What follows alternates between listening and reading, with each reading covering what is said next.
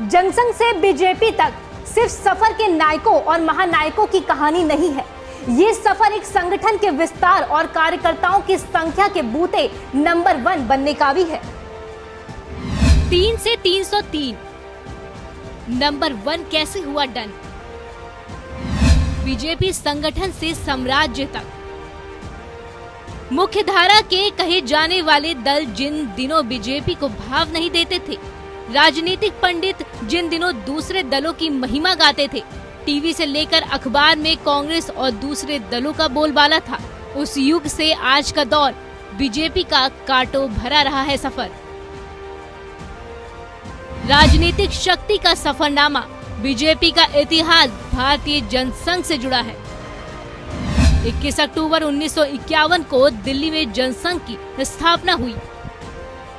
BJP का गठन 6 अप्रैल 1980 को हुआ। आज बीजेपी का सितारा बुलंदियों पर।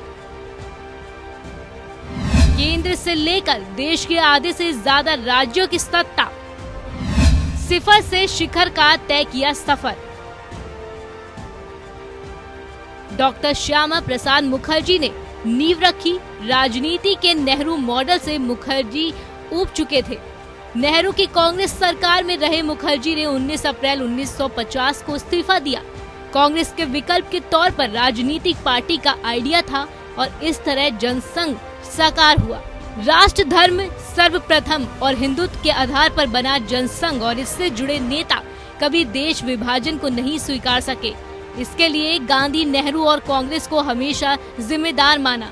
बंटवारे में दोनों ओर के लाखों लोगों को पलायन करना पड़ा। ऐसे में बैकग्राउंड में बने जनसंघ की उपज है बीजेपी, सो पार्टी की लाइन शुरू से क्लियर रही। इसका एक आधार और रहा।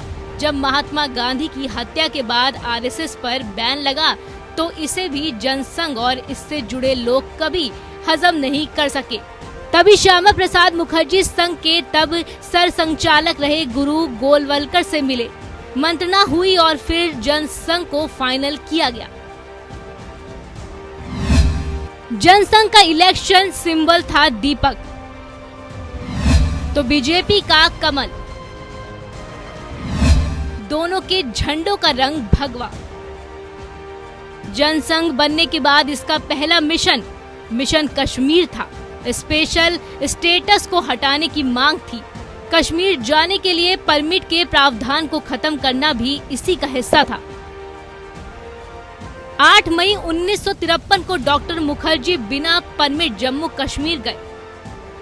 तब की शेख अब्दुल्ला सरकार ने गिरफ्तार किया। गिरफ्तारी के 40 दिन मुखर्जी का निधन। ये सब बीजेपी बनने से पहले के वो मोड़ है जिसमें भविष्य तय होना था, लेकिन असली मोड़ आया 1975 में। इंदिरा गांधी ने देश में इमरजेंसी लगा दी। जनसंघ ने जबरदस्त विरोध किया। जनसंघ के कई नेताओं को जेल हुई। इंदिरा गांधी को इमरजेंसी वापस लेनी पड़ी और 1977 में आम चुनाव हुए तो विपक्षी दलों ने आपसी मतभेद भुलाकर जनता पार्टी बनाई। टारगेट था कांग्रेस का सफाया। तब जनसंघ भी जनता पार्टी का हिस्सा बन गया था।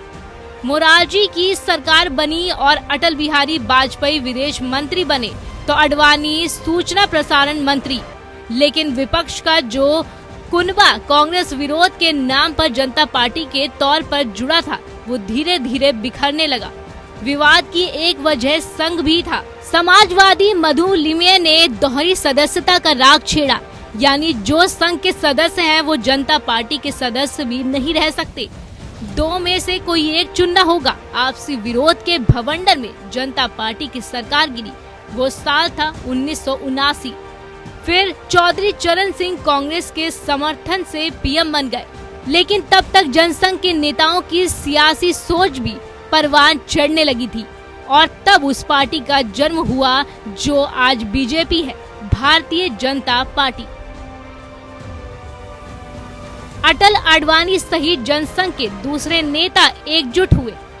6 अप्रैल 1980 को बीजेपी के नाम से नई पार्टी का ऐलान। इस घटना का गवाह बना दिल्ली का फिरोजशाह कोटला मैदान। बीजेपी के पहले अध्यक्ष बने अटल बिहारी वाजपेयी। 1984 में बीजेपी लोकसभा चुनाव में उतरी, लेकिन इंदिरा गांधी की हत्या से पैदा हुई सहानुभूति लहर में बीजेपी को महज 2 सीट मिली। यहाँ तक कि अटल भी हारे और आडवाणी तो चुनाव लड़े ही नहीं थे। बीजेपी के पहले 2 सांसद बने, गुजरात की मेहसाणा से ए.के. पटेल, आंध्र की हनमकोंडा सीट से जंगा रेड्डी। 1986 में आडवाणी को बीजेपी की कमान मिली। ये वही दौर था जब साल 1989 में राजीव गांधी बोफोर्स घोटाले से घिरे थे। बीजेपी के हिंदुत्व के एजेंडे पर अग्रेसिव थी। उसी साल पालमपुर में अधिवेशन हुआ जिसमें बीजेपी ने राम जन्मभूमि को मुक्त कराने का प्रस्ताव पारित किया। राम मंदिर बीजेपी के घोषणा पत्र का हिस्सा बना। बीजेपी को इसका चुनावी फायदा ये हुआ, पार्टी के 2 से बढ़कर 85 सांसद हो गए। कांग्रेस को हार का सामना करना पड़ा। वीपी सिंह देश के प्रधानमंत्री बने। बीजेपी ने वीपी सरकार को बाहर से समर्थन दिया। राम मंदिर का मुद्दा बीजेपी के लिए प्राणवायु बन गया। आडवाणी बीजेपी के कट्टर हिंदुत्व के महानायक। तभी वीपी सिंह ने मंडल कार्ड खेला। ओबीसी आरक्षण से जुड़ी मंडल कमीशन की सिफारिशें लागू कर दी। मंडल वर्सेस कमंडल की इस लड़ाई में इतिहास ने यही साबित किया कि जीत कमंडल मॉडल की हुई। इस मॉडल में क्लाइमेक्स की भूमिका लिखी जा रही थी। 25 सितंबर 1990 को पंडित दीनदयाल उपाध्याय की जयंती पर आडवाणी ने गुजरात के सोमनाथ से अयोध्या की राम रथ यात्रा शुरू की। इस रथ यात्रा में लाखों कार सेवक उनके साथ अयोध्या के लिए रवाना हुए। राम मंदिर मुद्दे के जरिए बीजेपी घर घर पहुंच गई। रथ यात्रा का पहिया हालांकि बिहार के तत्कालीन सीएम लालू ने 23 अक्टूबर 1990 को समस्तीपुर में रोक लिया, लेकिन तब तक माहौल बन गया था। लाखों कार सेवक अयोध्या के लिए कूच कर चुके थे। साल 1991 में बीजेपी के अध्यक्ष मुरली मनोहर जोशी बने। 1991 के लोकसभा चुनाव में बीजेपी 85 से बढ़कर 120 पर पहुंची। 1991 में यूपी की सत्ता पर काबिज हो गई। कल्याण सिंह यूपी के मुख्यमंत्री बने। 6 दिसंबर 1992 को कार सेवकों ने बाबरी मस्जिद को ढह दिया। बाद में कई जगहों पर हिंसा हुई। बीजेपी के नेतृत्व वाले चारों राज्य यूपी, एमपी, राजस्थान और हिमाचल में सरकारों की बर्खास्तगी हुई। लेकिन ये सब इतिहास है। आज बीजेपी लोकसभा में 330 सीटों के साथ बहुत दूर निकल चुकी है। जनसंघ की कहानी अब पुरानी है। अब तो 2024 की तैयारी है। स्पेशल एडिशन में आज का सफर यहीं तक। फिर मुलाकात होगी नई घटना, नए मुद्दे, नई शख्सियत से जुड़ी पूरी पड़ताल के साथ। अभी के लिए आप मुझे दीजिए इजाजत। देखते रहिए APN न्यूज।